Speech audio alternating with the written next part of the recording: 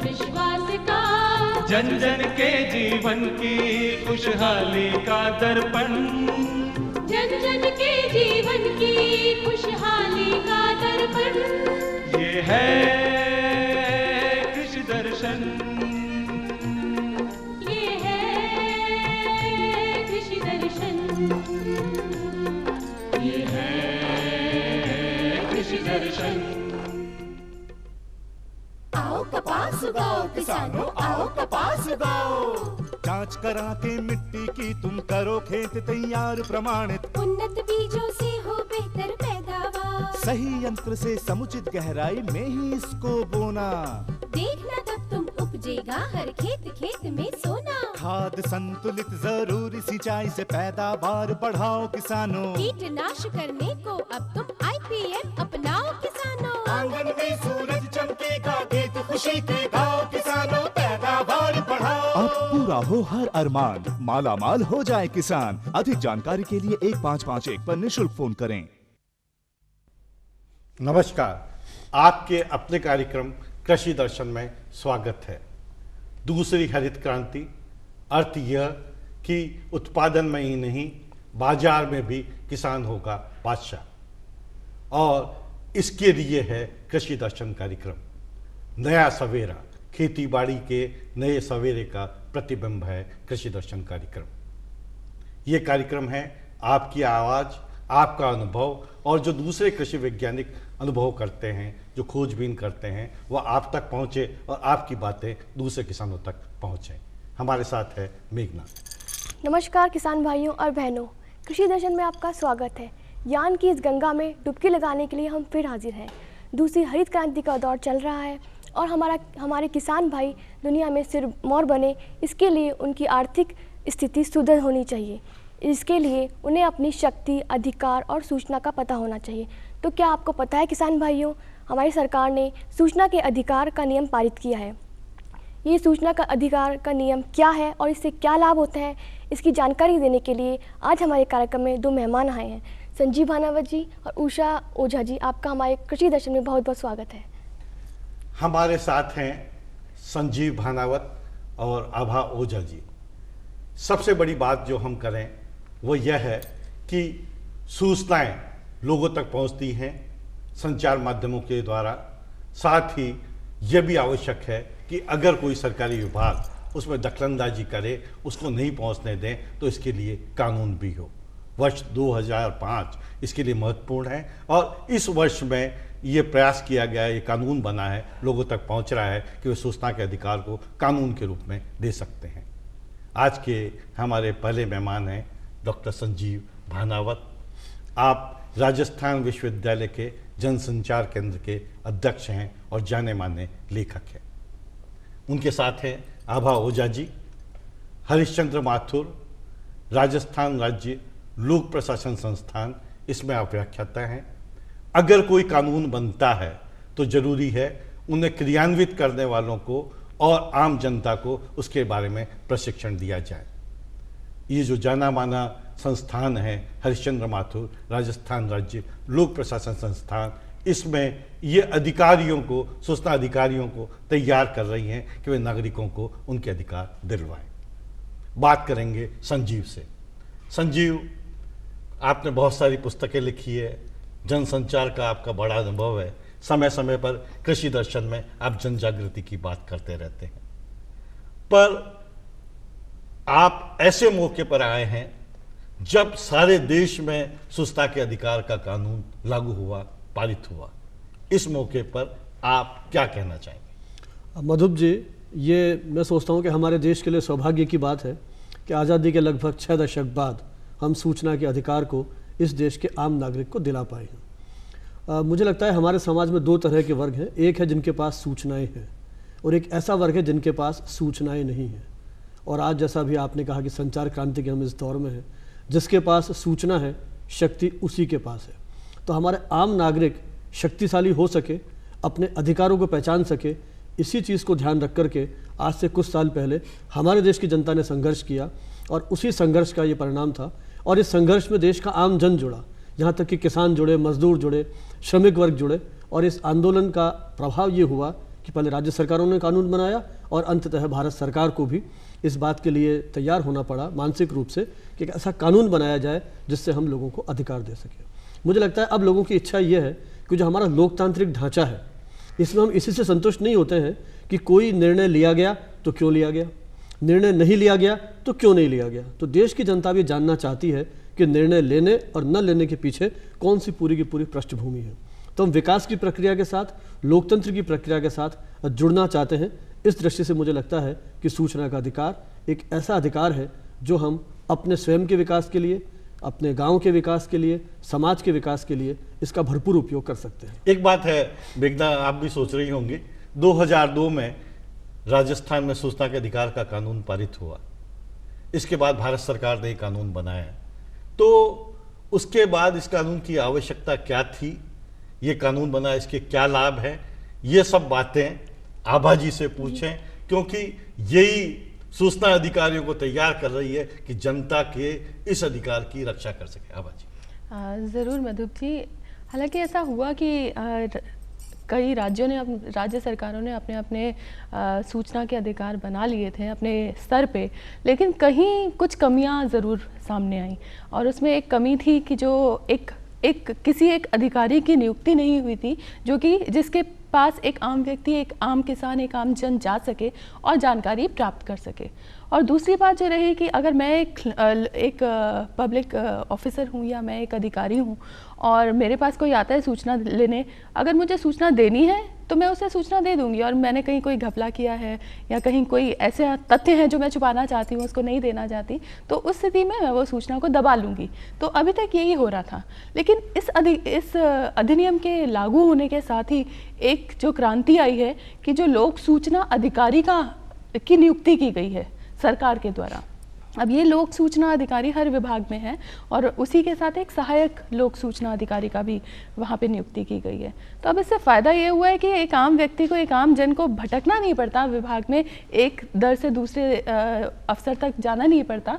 उसको पता है, सीधा जाके उसने पूछा किस लोक सूचना अधिकारी कौन है उस विभाग का, या अगर वो सब डिविजनल लेवल पे है तो सहायक लोक सूचना अधिकारी कौन है, और सीधा उसके पास वहाँ जाके जो सूचना चाहिए, जिस रूप में चाहिए, वो वहाँ पे अपना आवेदन कर सकता है। तो पहले सब विभागों में अलग अलग सूचना अधिकारी? जी हाँ, बिल्कुल।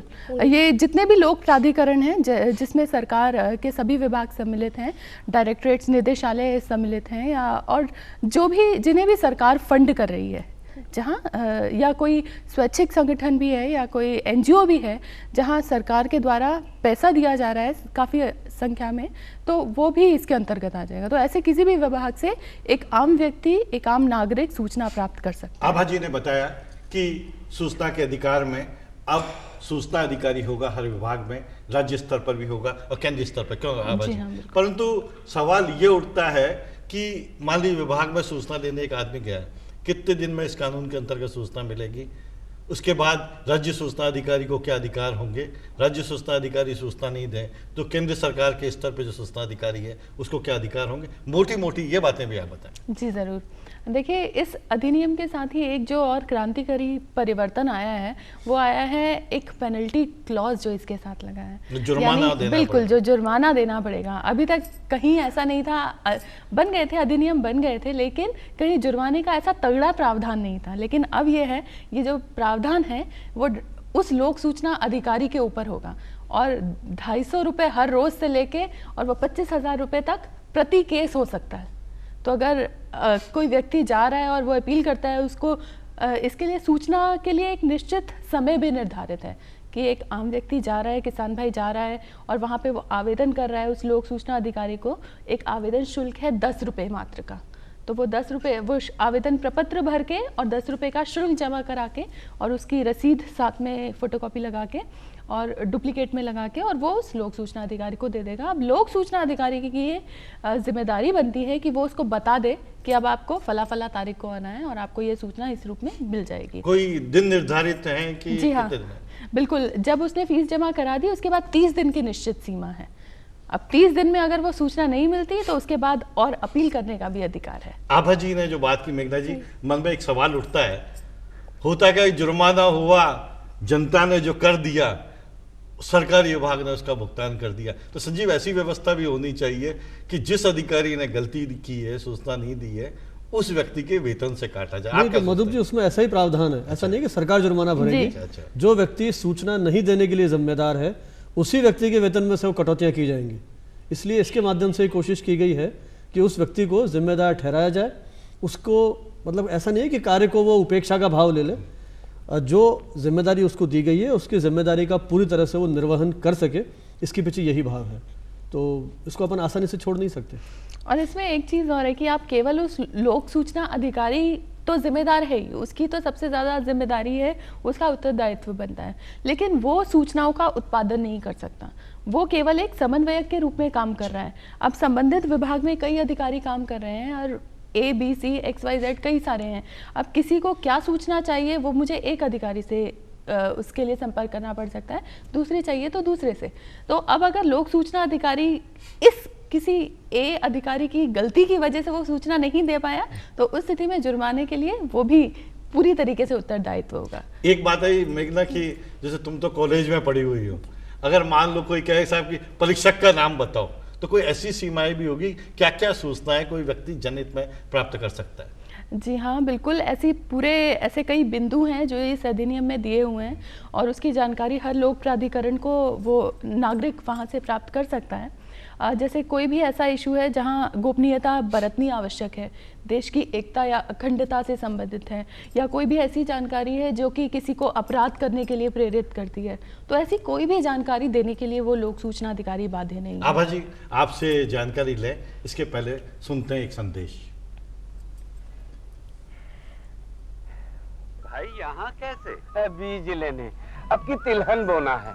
सुना है सोयाबीन मूंगफली जैसी तिलहनों से अच्छी आमदनी है। प्रमाणित बीज ले रहे हो ना? वो क्या है? प्रमाणित बीज उन्नत गुणवत्ता और अंकुरण दर के लिए टेस्टेड होते हैं। अच्छा। बेहतर पैदावार के लिए 3 और बातों का भी ख्याल रखना। वो क्या? बुआई से पहले बीज को फफूंदी नाशक और जैव उर्वरकों से उपचारित करना, संतुलित रासायनिक खाद और सूक्ष्म पोषक का प्रयोग करना, जरूरत हो तो जिप्सम भी डालना और समेकित कीट प्रबंधन भी करना। ये तो बहुत मुश्किल नहीं है। हाँ, एक बात और, अगर जरूरी हो तो कीटनाशक का उपयोग करना, वर्षा में देरी हो तो सिंचाई जरूर करना। अधिक जानकारी के लिए 1551 पर निःशुल्क फोन करें।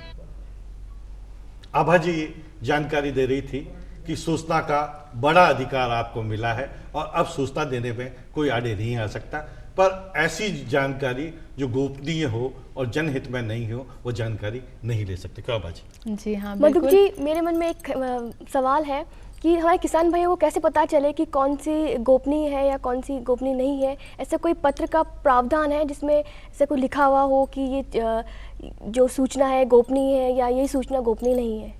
देखिए, हर विभाग को ऐसी कुछ सूचना, एक वो चाहे हैंडआउट्स कुछ ऐसे पैम्पलेट्स छपा सकता है या ऐसी कई मैनुअल किताब बना सकता है जिसमें कुछ जानकारी अपने विभाग के बारे में मूलभूत वो स्वैच्छिक रूप से डिक्लेयर कर दे। बिल्कुल, नागरिक अधिकार पत्र भी हर विभाग में होते हैं, तो उसके तहत पूरी जानकारी होती है, वो विभाग क्या काम करता है, कौन कौन से मुद्दे उसके अंतर्गत आते हैं और क्या अधिकारियों के नाम है, उनके फ़ोन नंबर भी, ये सब चीज़ें इस अधिनियम के तहत ये हर लोक प्राधिकरण को अपने स्वैच्छिक तरीके से जारी करना ज़रूरी है। और ये जारी करना 12 अक्टूबर 2005 तक ज़रूरी था, कि तब तक तो जारी हो जाना चाहिए था। तो अब किसी भी नागरिक को जाना है, अपने किसान भाई को जाना है, तो वो उस विभाग में जाए, उसकी मांग कर सकता है, नागरिक अधिकार पत्र की मांग कर सकता है और उसमें से जौन सी सूचना चाहिए उसके लिए वो जानकारी प्राप्त। आभा जी, आपकी बात और जो मेघना जी ने बात कही कि अब अगर गांव में अपनी समस्या है, सरपंच को अपन करें, ग्रामीण विकास विभाग का एक नागरिक अधिकार पत्र है, ये सूचना आपको यहाँ से मिल सकती है, इतने पैसे देके आप ले सकते हैं। कृषि विभाग है तो कृषि विभाग को पत्र लिखें, और अगर वो ये कहते हैं कि साहब ये गोपनीयता में आता है तो अपन कहें भाई आपका जो नागरिक अधिकार पत्र है वो हमें दिखाओ। अगर उसमें ये लिखा हुआ है तो मानेंगे, बातों पर विश्वास नहीं करें। क्यों संजीव? बिल्कुल ठीक बात है, क्योंकि जैसा आपने कहा ना, पूरी पारदर्शिता की आवश्यकता है आज की जो हमारा प्रशासनिक व्यवस्था है। तो किसान भाइयों को, देश के जो आम नागरिक हैं, इनको भी इस बात का अधिकार है कि वो उस कार्यालय में जाकर के संबंधित अधिकारियों से बाकायदा पूछें, इसके प्रमाण लें और वो बाकायदा चर्चा कर सकती है। गोपनीय है तो क्यों है? गोपनीयता वहीं अपेक्षित, जैसा आभा ने अभी कहा गोपनीयता वहाँ अपेक्षित है जहाँ देश की सुरक्षा खतरे में पड़ती है। किसी अधिकारी की सुरक्षा खतरे में पड़ती है, शायद वहाँ गोपनीयता की इतनी आवश्यकता नहीं है। सुरक्षा से मेरा मतलब है जो भ्रष्ट आचरण करते हैं और इस तरह की गोपनीयता की आड़ लेकर के अपने कारनामों से बचना चाहते हैं। तो जब तक मुझे लगता है जागरूकता नहीं होगी, हम अपने अधिकारों के प्रति सजग नहीं होंगे, तब तक ये अधिकार जो दे रहे हैं सरकार के माध्यम से हमको मिला है, उसकी प्रभावी क्रियान्विति नहीं हो पाएगी। संजीव ने जो बात कही उस बात का आप ध्यान रखें। कानून तो कहीं बने, बाल विवाह के खिलाफ कानून बना, अब बेमेल विवाह होते थे उनके लिए आपको अधिकार मिले, सब चीजें मिली, पर जन जागरण, लोकतंत्र तब जिंदा रहेगा, चारों सत्ताएं तब जिंदा रहे, आपका सहयोग कर पाएगी, जिंदा रहेगी जब आप जागृत हो। और कई बार तो संजीव क्या होता है, कहता है भाई तुम तेरा काम करा ले रहा तो क्यों गांव के चक्कर में पड़ता है, और आप भोलेपन से कहते हैं यार तुम मेरा काम कर दे और मैं तो जाता हूं। अपने भले के साथ दूसरे के भले की भी सोचेंगे। दूसरे से मेरा मतलब है पूरे समाज और राष्ट्र की भावना जब तक नहीं आएगी, तो उसी भावना से होकर के जब हम काम करेंगे तभी शायद हम अपने देश को, जो हमारे राष्ट्रपति महोदय ने भी कहा है कि 2020 तक हम एक सशक्त राष्ट्र बनाना चाहते हैं या विकसित राष्ट्र की श्रेणी में जाना चाहते हैं, तो मुझे लगता है कि उनके स्वप्न को साकार करने के लिए देश के हर नागरिक को अपनी आहुति देनी होगी, तभी इस सपने को हम साकार कर पाएंगे और दुनिया में फिर अपना सिर ऊंचा कर पाएंगे। मुझे ऐसा लगता है कि संजीव अध्यापक है और आप आभा जी भी अध्यापक हैं, और जो सूचना अधिकारी आपके विभागों में होंगे उनको प्रशिक्षण ये जयपुर में दे रही हैं। आपको कैसा अनुभव लग रहा है इस प्रशिक्षण में कि सूचना के अधिकार दिलवाने में क्या भूमिका है, लोग कैसा सोचते हैं, कितनी इच्छा शक्ति उन लोगों में, क्या अनुभव किया?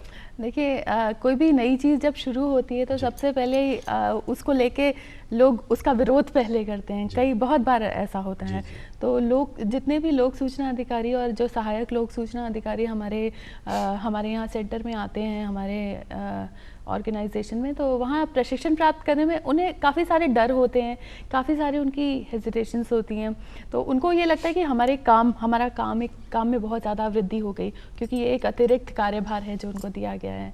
और इसके अलावा इसमें सूचना के तहत सूचना का जो दायरा है, ये परिभाषा इतना विस्तृत है कि आप सूचना, कोई रिकॉर्ड, कोई डॉक्यूमेंट हो सकता है, कोई रिपोर्ट हो सकती है, यहाँ तक कि इलेक्ट्रॉनिक फॉर्म में, कोई फ्लॉपी में, सीडी में, और यहाँ तक कि लॉग बुक तक एक व्यक्ति मांग सकता है, एक नागरिक मांग सकता है।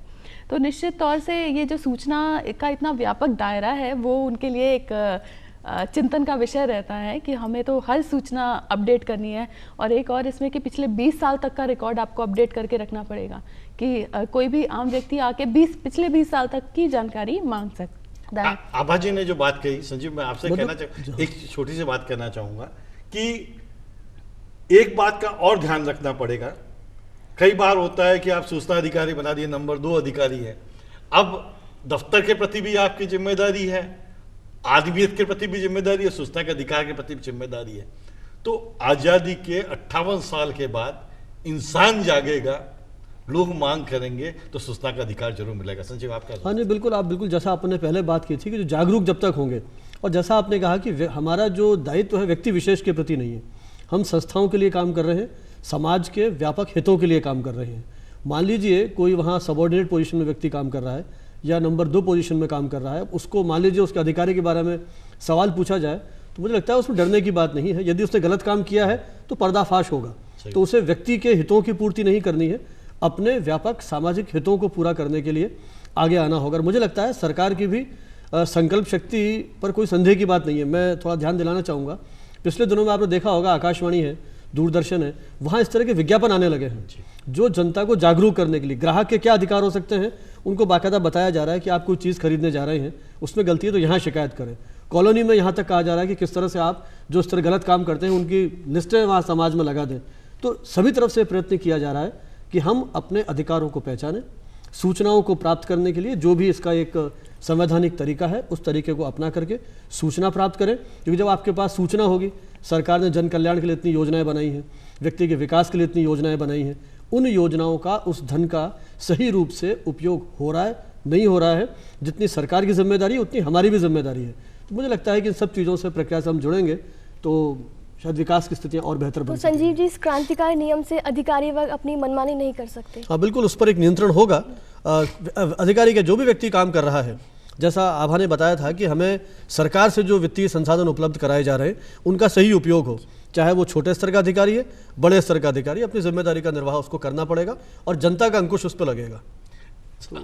संजीव ने जो बात कही, आभा ने कही, और मेघना में जो उत्साह है, उससे एक बात तो स्पष्ट हो गई, दूसरी हरित क्रांति में जागो, संगठित हो, अधिकारों को भीख की तरह नहीं मांगो, अधिकारों को छीनो, और अगर ये शक्ति होगी या आत्मशक्ति होगी तो हम ये नहीं कह पाएंगे कानून तो बन गया और हमें अधिकारों का लाभ नहीं मिल सका। इकट्ठा तो होना पड़ेगा, संगठित तो होना पड़ेगा, अपने लिए भी नहीं के लिए नहीं सोचें, दूसरों के लिए सोचें, क्योंकि जो समाज सहकारिता के माध्यम से, संगठन के माध्यम से दूसरों के लिए सोचेगा, रोटी भी एक हो तो आधी बांट बांट कर खाएंगे, दुख होगा तो उनको भी अगर एक दूसरे में बांटेंगे, सुख होगा तो बांटेंगे, तो मेरे ख्याल से सूचना के अधिकार और सारे कानूनों का लाभ मिल सकेगा।